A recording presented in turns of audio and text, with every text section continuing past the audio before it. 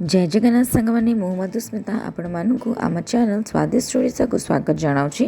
आपण मानकु रथयात्रार बहुत सारा शुभेच्छा। कालिया ठाकुर आपण मानकर सबु मनोकामना पूर्ण करंतु।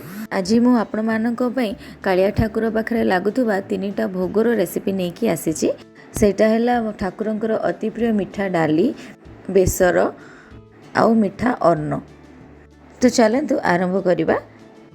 एठी मु मिठा अन्न पे गोटे गिना बासमती चावल नहीं, ता सहित काजू किशमिश गोटा अलैच लवंग गोलमर्च दालचीनी जावित्री आउ तेजपत्र आउ बेसर तरकारी पे नहीं कटा बाइगण झुडुंग गाजर बोईतालु कांकड़ पोटल सारू आउ देसी आलू आउ गोटे नड़िया आ तरकारी रे पकेवा लगी घी गुड़ जीरा बड़ी हलदी लुण आउ सोरिष आउ जीरार पेस्ट आउ मिठा डाली बनैबा पई हरड़ डाली गोटे गिना।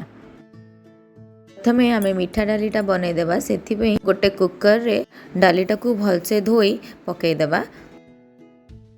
ता सहित 2 गिना पानी पकईदेबा। हाफ स्पून हलदी आउ स्वाद अनुसार लुण पकईदेबा। हाफ स्पून गुड़ आउ टिके छेचा अदा पकई आमे कुकर लिडटा को बंद करदेबा। आउ डाली सिझिबा लगी कुकर रे 2टा सीटी आसीबा लगी देबा। देखंतु हमर 2टा सीटी देई देलानी आउ आम डाली भी भलसे सिझी गलानी। एबे ए डाली रे आमे छुंकटा लगै देबा। छुंको पई गोटे स्पून घी नेबा। घीटा गरम हे गेले सेथिरे जीरा आउ सोरिषटा को फुटै देबा आउ टिके हिंगु पकेइबा। आहापरे करिथिबा छुंको को डाली रे पकेइ देबा। आम मिठा डालीटा एबे रेडी हे जाय। आहापरे आमे बेसरटा को प्रिपेयर करिबा।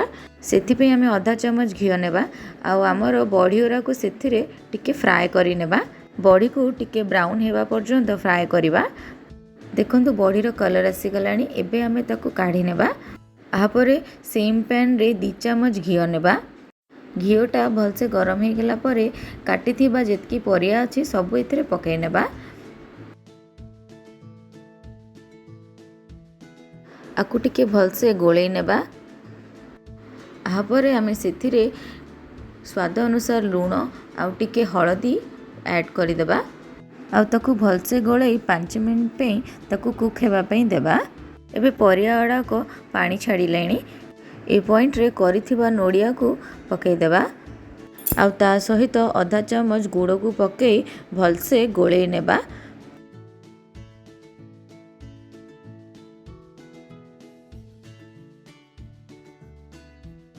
आम तरकारी को बसिकी 5 मिनिट हो गलानी। एबे आमे जीरा और सोरिषर पेस्ट को तरकारी रे पकई देबा। आकु आमे आउ 5 मिनिट हेबा लगी देबा।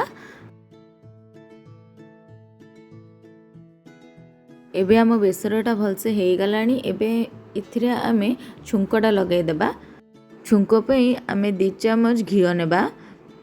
घीटा गरम हो गले सेतिरे जीरा और सोरिष पकई ताकु भलसे फुटै नेबा। तापरे ए फुटणटा को आमे करिथिबा तरकारी रे पकई देबा। ता सहित भाजिथिबा भड़ी को भी पकेइबा आउ ताकु टिके मिक्स करि देबा। आउ लास्ट रे कोरा नोडिया को भी पकई देबा और भलसे मिक्स करि देबा। आउ हमर बेसर तरकारी रेडी हे जाईची।